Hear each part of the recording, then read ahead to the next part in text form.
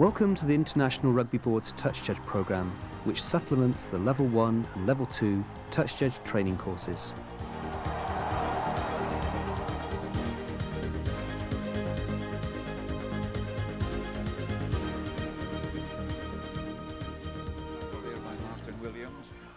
The ball is in touch when it is not being carried by a player and it touches the touchline or anything or anyone on or beyond the touchline.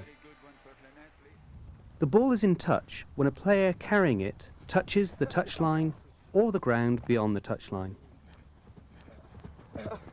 If a player is tackled so that the player or the ball touches the touchline or the ground beyond, the ball is in touch.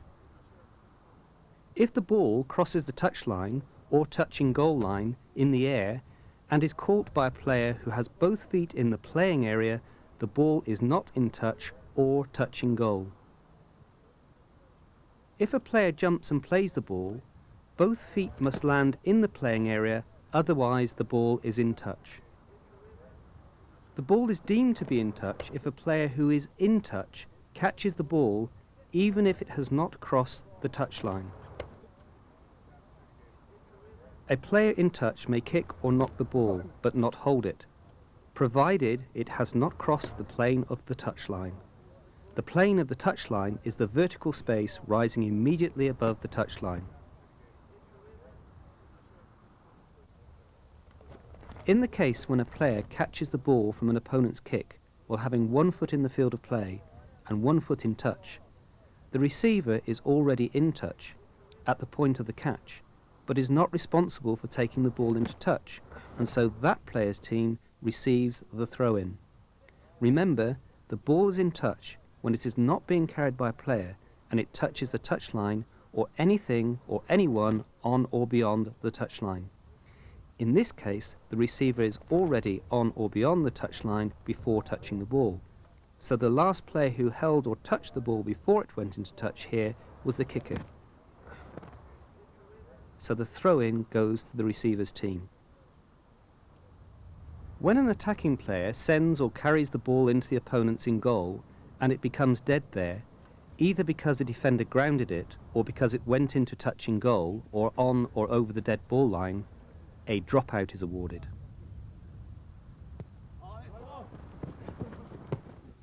At a kickoff, if the ball is kicked into the opponent's in goal without having touched or been touched by a player, and a defending player grounds it there or makes it dead without delay, the defending team has two choices. Either to have a scrum formed at the centre with the defending team throwing in the ball, or to have the other team kick off again. If an attacking team kicks the ball through their opponent's in goal into touching goal or on or over the dead ball line, except by an unsuccessful kick at goal or an attempted drop goal, the defending team has two choices. Either to take a dropout or to have a scrum at the place where the ball was kicked with the defending team throwing in the ball. If a defending player threw or took the ball into the in goal and the defending player takes or kicks the ball into touching goal, play is restarted with a 5-metre scrum with the attacking team throwing in the ball, the position of the scrum being set 5 metres in from the touchline. If the ball was taken or kicked over the dead ball line, the position of the 5-metre scrum is opposite where the ball crossed the dead ball line. If an attacking player is in touch or touching goal, the player can score a try by grounding the ball in the opponent's in goal, provided the player is not carrying the ball. Similarly, a defender who is in touch or touching goal can make a touchdown. When the ball or a player carrying it touches the corner post, the touching goal line or the dead ball line, or touches anything or anyone beyond those lines, the ball becomes dead. If an attacking player carrying the ball touches the corner post on the way into in goal, it is treated as touching goal and a dropout is awarded to the defending team.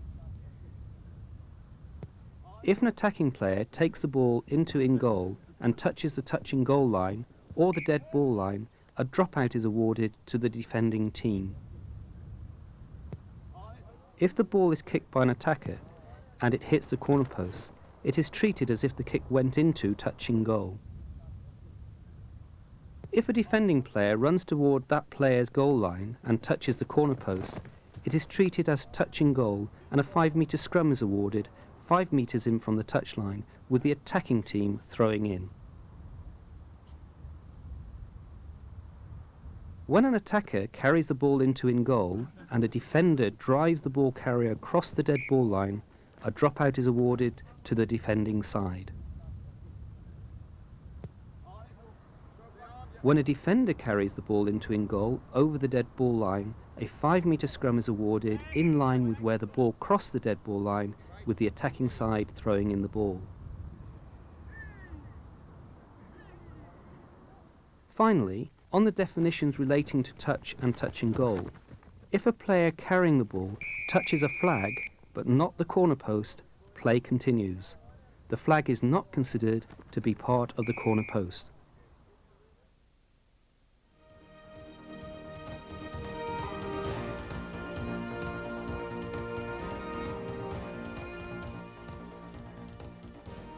When the ball is in touch, the touch judge raises the flag immediately and runs to the place where the throw-in will take place and uses the other arm to point to the team that will have the throw-in.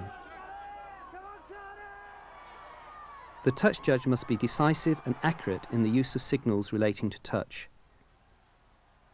If a quick throw-in is taken legally, the flag is then put down.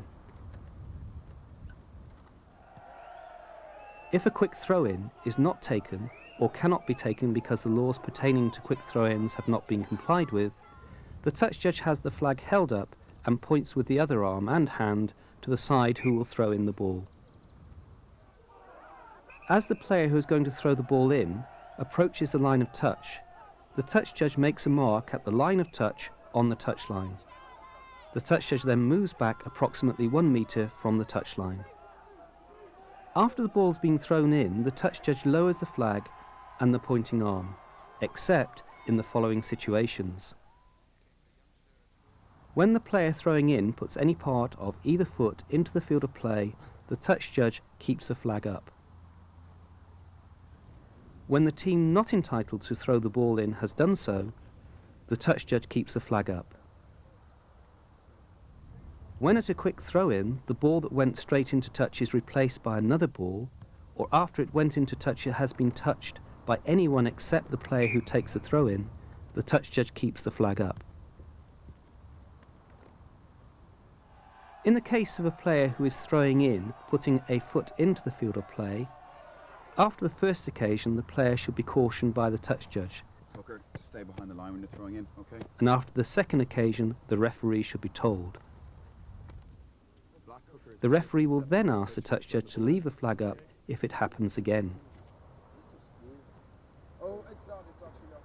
For touch and goal situations, where a dropout should be awarded, the touch judge will have raised the flag when the ball went dead, in touch and goal, and then dropped it down immediately, pointing the other hand at the 5-metre dash lines. If the ball goes into touch from a kick and the decision is that the throw-in will be from where the ball was kicked, the touch judge will raise the flag and put it down, pointing back to the goal line of the kicker. The touch judge progresses to the line of touch and signals as for a line-out. The touch judges are also required to signal a successful penalty kick at goal or a conversion kick, confirming the decision between them before raising the flags.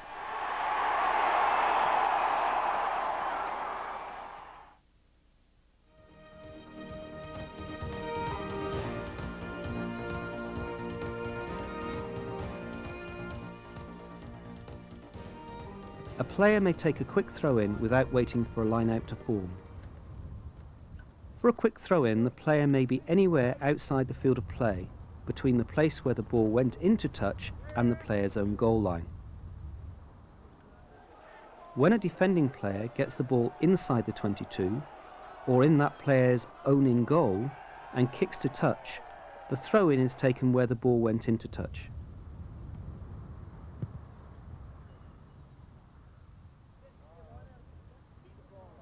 When a defending player gets the ball outside the 22, then takes or puts it inside the 22 and then kicks directly into touch, there is no gain in ground and the throw-in is taken either at the place opposite where the player kicked the ball or at the place where it went into touch, whichever is nearer the kicker's goal line. With the exception of a penalty kick, when a player anywhere in the playing area is outside that player's own 22 and kicks directly into touch, there is no gain in ground and the throw-in is taken either at the place opposite where the player kicked the ball or at the place where it went into touch, whichever is nearer the kicker's goal line. When a player anywhere in the playing area kicks indirectly into touch, so that the ball first bounces in the field of play, the throw-in is taken where the ball went into touch.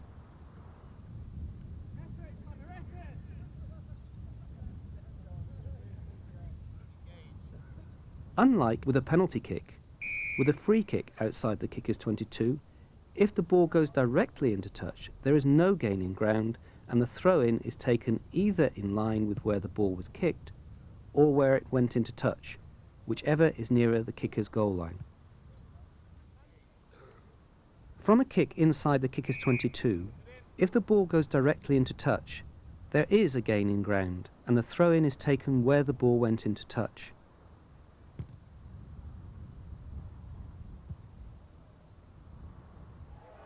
With a penalty kick, when a player kicks to touch from anywhere in the playing area, the throw-in is taken where the ball went into touch.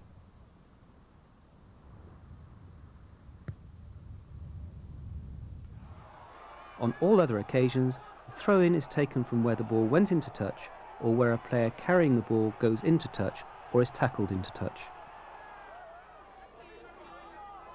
Where there is doubt over which team has taken the ball into touch, the attacking team receive the throw-in.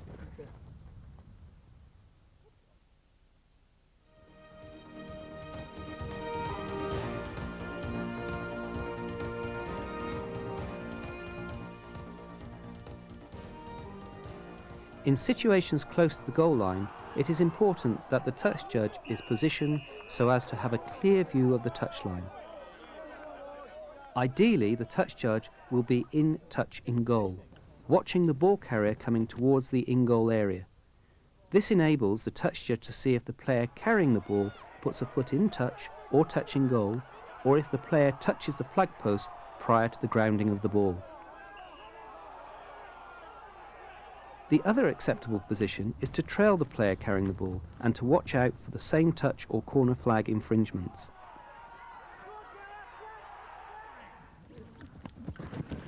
Running alongside the ball carrier is not recommended, as it is difficult to see marginal decisions and there is a tendency to be distracted by looking at the ball and not the feet of the ball carrier.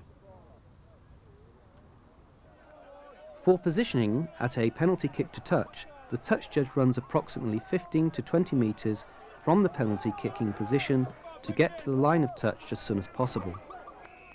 As the touch judge will know that the kicking side will receive the throw-in, the touch judge is advised to put the flag into the appropriate hand, ready to signal for the line out with the other arm.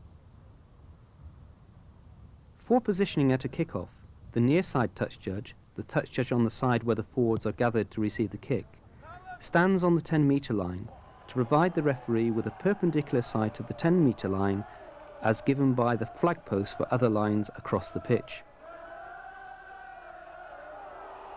The far side touch judge, the touch judge on the far side from where the forwards are gathered to receive the kick-off, starts on the receiving team's 22-metre line and reacts according to play. Starting on the 22-metre line, the touch judge is ready to run to the in-goal area if necessary to adjudicate on kicks which may go through the in-goal area. For positioning at a kick at goal, the touch judge who is closest to the kicker stands close to the goalpost on that touch judge's side. The touch judge who is furthest from the kicker stands back from the goalpost on that touch judge's side. If the ball travels near a goalpost, the decision is with the touch judge whose post the ball travels nearest to. The touch judges will call no if the ball goes wide, and neither touch judge will signal. The touch judge closest to a goalpost will be in the best position to see if the ball carries over the bar and will communicate with the other touch judge. No signal should be made with a flag without verbal communication about the success of the kick at goal. After the kick, the touch judges return to their touch lines, except at an unsuccessful penalty kick at goal, where the ball is not made dead immediately, when the touch judges will ensure that either they stand still or move to ensure they are not obstructing the players of either side. When the ball has been made dead, the touch judges return to their touch lines.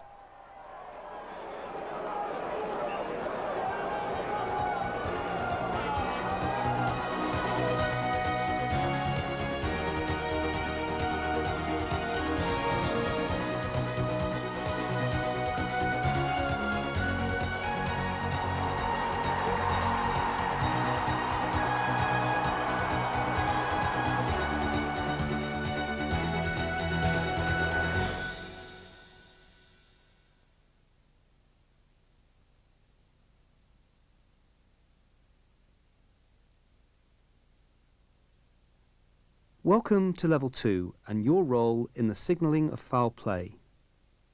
If you see foul play, you should signal by pointing the flag across the pitch parallel to the ground. You should continue with your other duties until the next stoppage in play.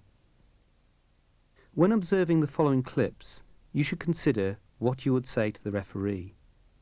Remember, the referee will need to know who, did what, and the recommended sanction if it's requested.